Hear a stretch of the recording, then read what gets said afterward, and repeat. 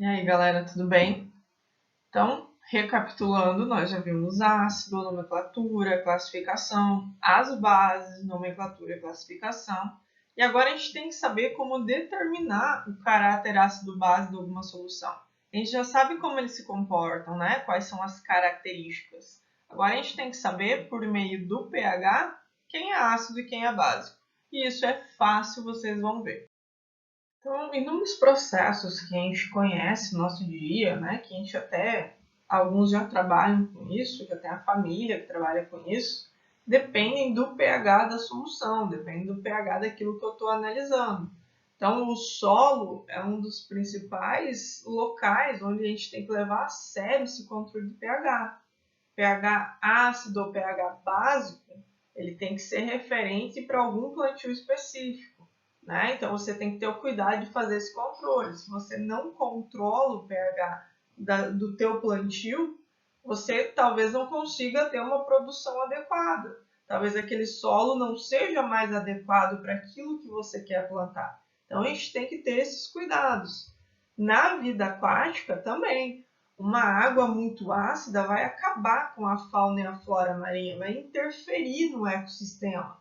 Então, a gente tem que ter um controle de pH. Se a gente for ver os processos que são utilizados, né, se for, nós temos as indústrias que elas tratam os seus resíduos e quando esses resíduos estão limpos e controlados o pH, temperatura da água, não tem mais rejeito, nada, eles podem devolver aquilo para o rio. Se eles retornam algum tipo de resíduo ou aquela água está com um pH muito ácido, eles vão acabar prejudicando a vida aquática daquele rio, tanto a fauna quanto a flora. E aí isso gera uma multa, gera um processo e essa empresa pode ser até fechada.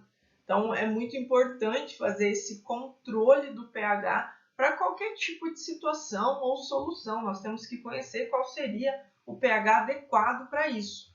Para isso, nós temos uma escala que vocês já conhecem e ela é baseada numa temperatura de 25 graus. Quer dizer que desse pH é indicado para essa temperatura. Né? Então, nós sabemos que ali que pHs abaixo de 7 indicam situações ou soluções ácidas, um pH acima de 7 é alcalino ou básico e o 7 seria o neutro. Né? Então, essa escala vocês já conhecem, vocês já veem muito por aí, já faz tempo que a gente trabalha com esse tipo de escala.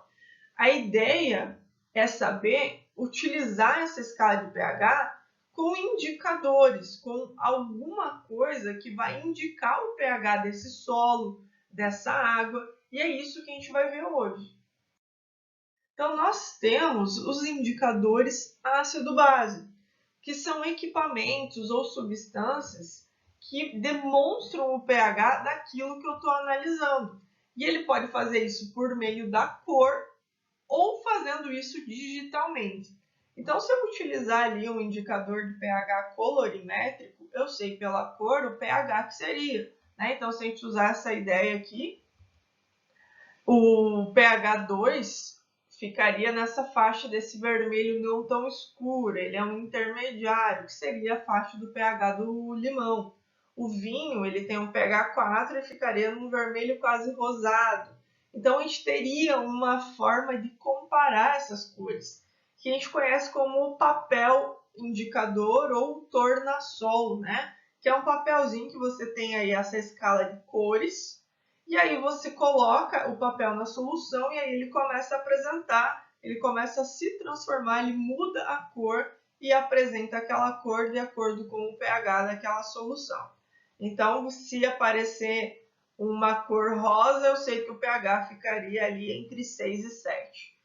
Esse papel ele é bom quando as cores aparecem perfeitamente, senão a gente fica ali sempre no próximo, né? Próximo de 5, próximo de 6, porque ele não dá a certeza. Nós temos pHs ali que são quebrados, 7,5, 7,2, e dependendo da solução que você está fazendo, isso é importante. Nós não temos, né, somente meios ou indicadores artificiais para determinar isso. Nós temos também indicadores colorimétricos naturais, Quem nunca viu quando criança, né, que fez na escola ou até em casa, aquele processo de utilizar repolho roxo como indicador ácido-base? Só que um mais natural ainda é o que a gente pode plantar para verificar o pH do solo, né? As hortênsias, que é aquela flor que bastante gente conhece, que é muito comum em local até de morro, de serra, né? Se ela apresenta uma tonalidade azul, é porque aquele solo em que ela está plantada é ácido. Se ela apresenta uma coloração rósea, é porque aquele solo onde ela está plantada é básico. Então, a cor da flor, ela sai de acordo com a alcalinidade ou a acidez daquele solo em que ela se encontra. Então, às vezes aparece aquela hortênsia mais esverdeada, mais esbranquiçada, quer dizer que aquele solo não foi nem para ácido nem para básico, ele está quase no neutro. Então, você consegue, às vezes você compra uma hortênsia azul e depois da outra florada ela vem de outra cor. Quer dizer que o teu solo sofreu uma mudança de pH, que agora você tem que fazer o controle dele. E isso vai ser feito utilizando alguns sais que a gente vai ver no início da nossa próxima aula. Então, a gente pode ter tanto indicadores colorimétricos artificiais, que são aqueles que a gente conhece pelos papeizinhos que mudam de cor, ou os naturais, como algumas flores que já estabelecem para nós o pH do solo em que elas estão plantadas.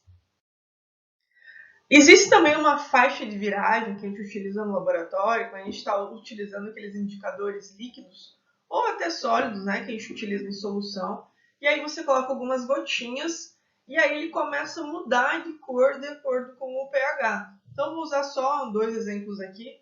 O azul de timol, se a cor de viragem dele, a cor abaixo da viragem for vermelho, a faixa de viragem é entre 1,2 e 2,8. Então, quer dizer que abaixo ali de 1,2 ele fica vermelho. Acima de 2,8 ele já vai ficar amarelo. Então, você tem uma noção mais ou menos da cor que ele ficaria. E, claro, você vai ter que usar um indicador que te dê valores mais abrangentes. Senão, você vai ficar nessa ali de tentar adivinhar o pH que é. Um que a gente utiliza muito é o alaranjado de metila também, né? Então, antes de 3,1 de pH, ele fica vermelho, acima de 4,4 fica amarelo. E tem a fenolftaleína, que essa é o que eu mais utilizo lá para a gente fazer trabalho de titulação e tudo mais, que quando você coloca lá na água, abaixo ela está incolor. Quando você começa a fazer a neutralização, né, do ácido com a base, quando ela chega ali num pH 8, ela já começa a ficar vermelho, quase violeta, um vermelho bem róseo, assim. É uma cor bem bonita, mas é que ela já está indicando o pH que está ficando aquela solução. Então, essa faixa de viragem ela é utilizada em laboratório para a gente determinar esses pHs aqui. Outra forma também de a gente determinar o pH de uma solução é utilizando hoje os pH-metros digitais. No laboratório, nós temos um pH-metro pequeno, desse tipo caneta, mas em laboratórios maiores, laboratórios mais profissionais, é necessário que a gente tenha um equipamento de bancada que tenha uma resolução boa e que te dê, né, a certeza daquele resultado, porque você está trabalhando com soluções que precisam ser controladas. Então, a gente tem o que a gente chama de bancada, são esses maiores, né, que ficam na bancada. Tem uns até mais completos, como esse aqui, que ele apresenta também valores que você consegue até gravar e determinar até outras coisas, como condutividade e outras questões, não somente o pH. Então, hoje a gente tem várias opções que a gente pode utilizar como um indicador ácido-base mesmo, porque são esses caras que vão indicar o pH da solução que a gente está querendo saber, né? Então, o pH ele é bem importante para a gente também saber como descobrir ele e como fazer o controle depois, que são questões para a nossa próxima aula. Tudo bem? Essa era a aula de hoje. Vocês não vão ter uma tarefa relacionada com isso, porque a gente vai deixar para chegar agora em SAIS para falar bastante desses indicadores aqui e do processo de neutralização. Belezinha, pessoal? Até a próxima aula.